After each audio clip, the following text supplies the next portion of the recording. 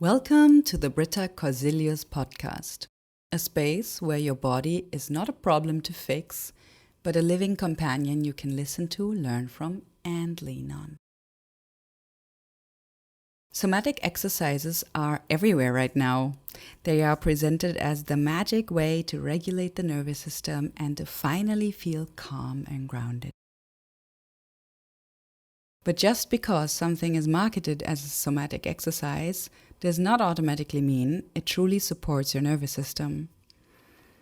And in some cases, it can even create more stress instead of easing it. So in today's episode, I would like to explore why that happens. Why some practices that look very somatic from the outside do not actually feel safe or regulating on the inside, and what really matters in somatic practice so that your body, your emotions, and your nervous system can genuinely benefit. Hi, I'm Brita. I'm an embodiment and nervous system coach, and my work is all about helping you rebuild a kind, collaborative relationship with your body so you can live and create from a place that feels authentic, alive, and more true to you.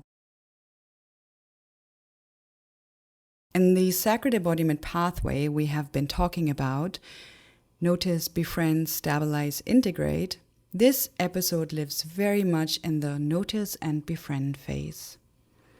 Noticing what makes something truly somatic and softening away from the pressure to do it right.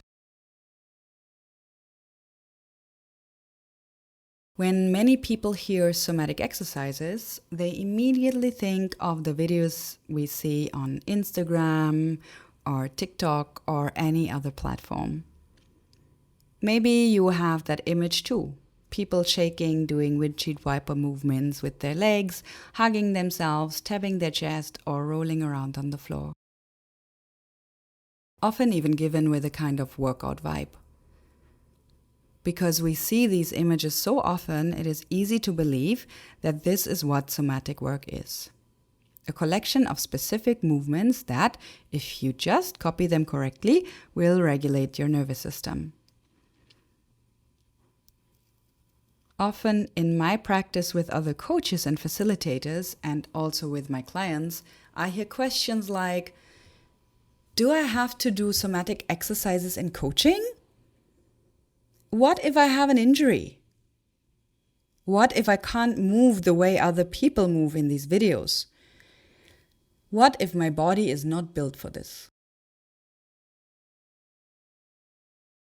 These questions show a very understandable misunderstanding. The idea that somatic work is mainly about what you do with your body from the outside instead of how you relate to your inner experience as you do it. And I find this one of the most important distinctions.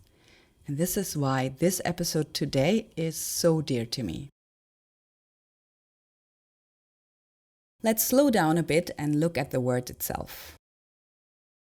Somatic comes from the Greek word soma, which basically just means body.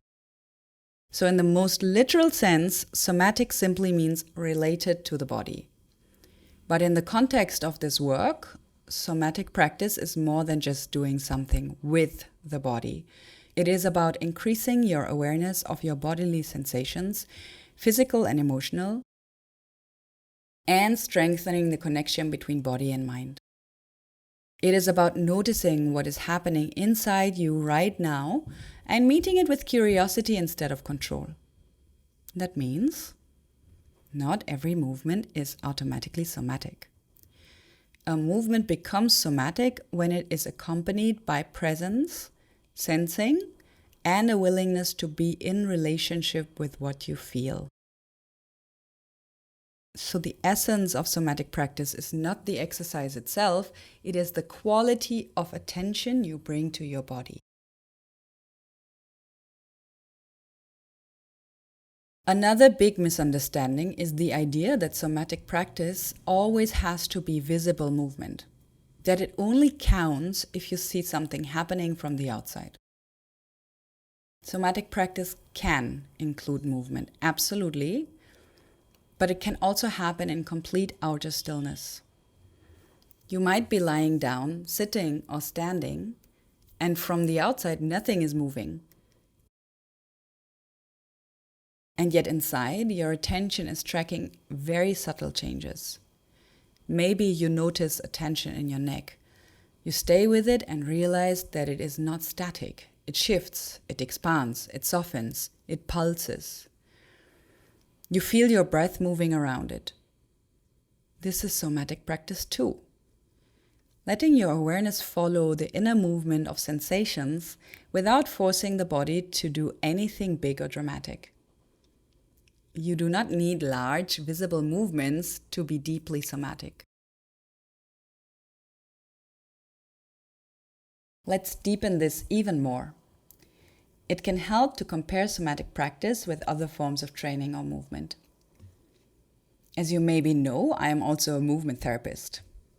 There are times when I do my own practice and I do strength training or a very familiar sequence of my own movement training. I know the movements so well that I can run through them while thinking about what I'll cook later or listening to a podcast or mentally planning my day. The kind of movement I'm doing is not wrong. It can be great from a strength, flexibility, or fitness point of view, but it is not necessarily somatic. And in my case, with a hypermobility spectrum disorder, it can actually be a little bit detrimental. Because when my attention is not with the somatic part of my body, I injure myself faster. So it is not somatic just because the body is moving. If your attention is not really with your body, the body is moving, but your mind is somewhere else. You are not present in this moment. Somatic practice asks for something different. It asks you to stay with your sensations, to notice micro movements, to notice where you actually hold, to notice where you push through, to be curious about what emotions are present while you're doing this. The same movement can be non-somatic when done on autopilot, and deeply somatic when done with presence. If you like, I would really suggest to you to go to the gym or to your usual movement practice and play with this contrast. One set or one round with awareness, one on autopilot, and simply notice the difference. If it is available for you right now, you can try a very simple practice with me. If you are driving or you need your full attention elsewhere, just listen to this and come back to it later. Let one leg rest somewhere comfortable. Maybe both feet are on the floor or one leg is stretched out in front of you. Choose whatever feels easiest for your body right now. Gently let your attention move down into one foot. If your foot is on the ground, begin to slowly roll your weight a little more onto the inside edge of the foot. And then a little more onto the outside edge, like a very small rocking from side to side. If your leg is stretched out, you can slowly point your toes away from you and then gently draw them back toward you, as if you're flexing and extending the foot. Do this a few times at your own pace, and as you do so, your attention sink into your lower leg and foot. What can you notice in the inner structures? Maybe you sense the way the ankle joint moves. Small shifts in the muscles of the calf or the sole of the foot. A gentle tightening or releasing as you change the pressure. Perhaps you feel warmth, tingling, subtle stretching, or almost nothing, which is also a sensation. Nothingness has a quality too. If you are wearing socks or trousers, notice the contact of the fabric on your skin while you move. Does the cloth shift over your ankle or your calf? Where can you feel that most clearly? If your leg or foot is bare, notice the air on your skin. Maybe there's a bit of a breeze from a window or a fan, or just the quiet touch of room temperature. Can you sense any difference in sensations when your weight is more on the inside edge of the foot versus the outside edge? Or when the toes point away versus draw back? The goal here is not to do a perfect movement or to strengthen anything. The only intention is to immerse yourself in the experience of this simple movement and to explore how much there is to feel when you stay curious.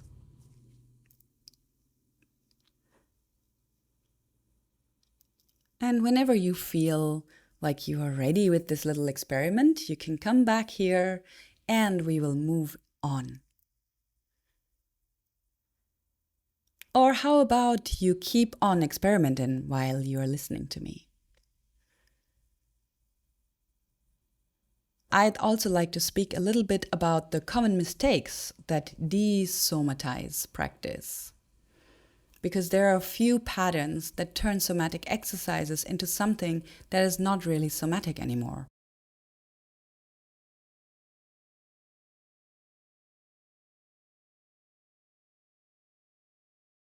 Mistake 1. Doing the exercises mechanically. For example, as a part of a 30 days of somatic exercises challenge where it becomes just another item on your to-do list, you might think, oh no, I haven't done my somatic practice today. Lie down for 5 minutes, go through the motions, and then move on. That often lacks the presence and curiosity that make the practice truly regulating and truly connecting with your body. It becomes something you do for your body, but not really with your body. Mistake number 2, the pressure to do it right. You may start worrying, am I moving enough? Does this look like it's supposed to? Is my range of motion big enough? Am I breathing the way I should? Whenever you practice under pressure or self-judgment, your nervous system tends to go more into stress, not less. The whole exercise becomes a performance. Mistake number 3, following external instructions against your own inner truth. Maybe you were once in a class or a session where you were asked to move or breathe in a certain way that didn't feel right in your body. You might have gone along with it to be a good student because you know other people know better. But you noticed that you became less present, more tense, or more disconnected from yourself. And maybe you even thought, this must be how it's supposed to be. Maybe I am the problem. If you ever join one of my movement classes, you will notice that the first thing I tell you is, you know best. Be your anarchistic self. If your body says no, your no is more important than my instruction. Because your body knows exactly what you need. And this is such an important moment to recognize. Somatic practice should bring you closer to your own impulses, not further away. If you start feeling uncomfortable with a practice, it's worth gently questioning whether this is what you need right now. But be aware, is this coming from your thinking conscious mind, or is it coming from your body intelligence?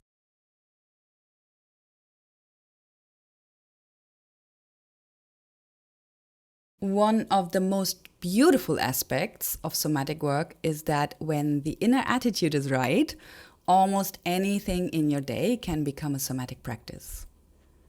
It does not have to be a special exercise on a mat. I, for example, love to do my dishes, and I almost celebrate it. I will wash dishes, but I will focus on the sensations. How it feels when the water is touching my hands.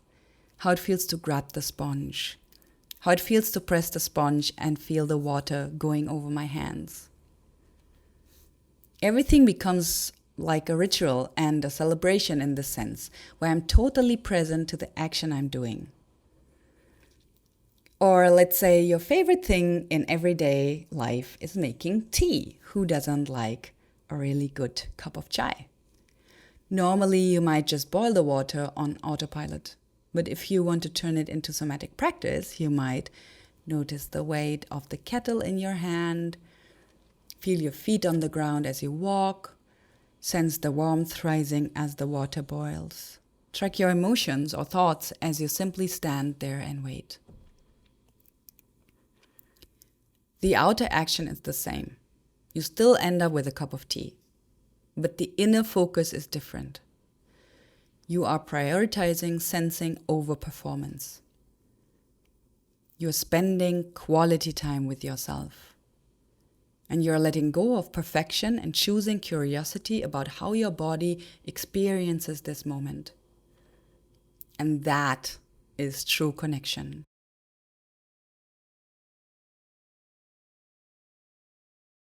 So when you practice this way regularly and kindly with compassion from within, it has a very real effect on your nervous system and your life. Your autonomic nervous system learns to regulate sooner. You start to notice much earlier when your breath gets shallow, your jaw tightens, your shoulders creep up, or your heart rate changes. Instead of only realizing you're overwhelmed when you are already at a 10 out of 10, you can catch those signals at a 2 or 3 out of 10 and respond more gently. And to be fair and honest, even when we are at a 10 out of 10, often what comes up is more panic and more anxiety. But when we have been practicing being in touch with ourselves, we know and we trust that we can find our way back to a sense of safety again. Emotionally, you begin to see patterns. You may notice that a tight neck shows up when there is too much on your plate, or that certain kinds of social interactions leave a heaviness in your chest. As you listen to these signals, you can pause, take breaks, set boundaries, or reach out for support before things escalate. Somatic practice also strengthens your intuition. Because you are regularly listening to your body, you become more aware of your needs and limits. You can feel more clearly what is a yes and what is a no. In relationships, in work, and in daily choices. Over time, that supports more aligned decisions. On a brain level, there's a region called the insula, which is involved in sensing your internal body states. Things like heartbeat, breathing, temperature, and emotional tone. Somatic practice trains this region. With repetition, the insula becomes more active and better connected with other parts of the brain that are involved in emotional regulation and self-awareness. You do not need to remember the name. What matters is that your capacity to feel yourself from the inside becomes stronger and more reliable. You might wonder how all of this shows up in my coaching sessions or in guided work. In the way that I work personally, there is often a lot of stillness at the beginning. A client arrives with a theme, maybe stress or overwhelm, a relationship question, or a recurring pattern. Instead of jumping into problem solving, which we all like to do because that's what we know, we first turn toward the body. At the beginning of a session, we will talk about the story, but then we give focus to the body. And we may ask, when you think about this situation, what do you notice in your body right now? Is there a place of tension, heaviness, buzzing, or even numbness? And from there, the session becomes a guided journey through those sensations. Staying with them, tracking how they change, and listening to any impulses that arise. Sometimes there's a natural impulse to move, to roll the shoulders, to stretch, to curl up, to shake out the hands. Those impulses are super welcome and followed. In my movement therapy work, the same principle applies. Whatever your body needs is the benchmark for how the session flows. What we do not do in somatic coaching is impose fixed external exercises that the person has to copy. The intelligence of the body leads. The structure of the session creates safety and containment for that exploration.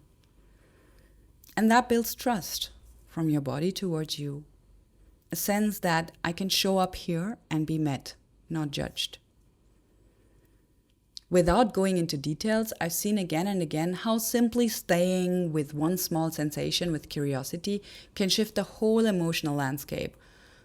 Not because we forced change, but because we allowed the nervous system to reorganize from within.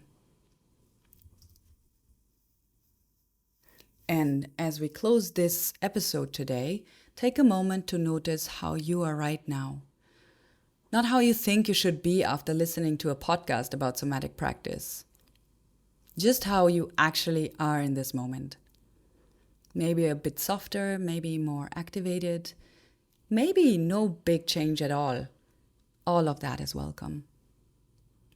Somatic practice, as we explored today, is not about copying special movements from the internet.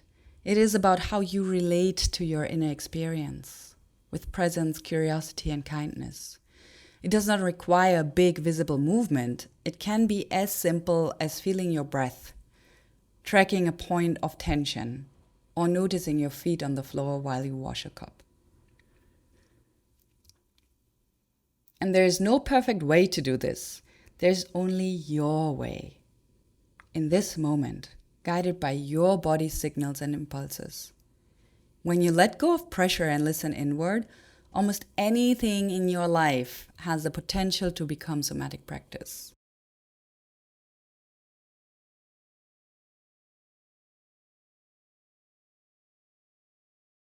If you like, you can choose one everyday activity today, maybe walking, making tea, brushing your teeth, or stroking your pet. And dedicate just 3 minutes to really feeling it from the inside. And notice what changes when you do that. If 3 minutes feels like a lot, your practice can be as short as 15 to 30 seconds. One small pause to tune in and actually be with yourself from within. One pause of true connection. Thank you for being here today and for giving your body this attention. If you feel your system responding to this kind of work and you'd like more support beyond the podcast, you can always find my current offerings and self-paced journeys on my website and in the show notes. In the next episode, we will stay with this thread and talk more explicitly about inner safety, why your nervous system needs a sense of safety as a foundation, and how real transformation becomes possible when you're not constantly fighting yourself from the inside.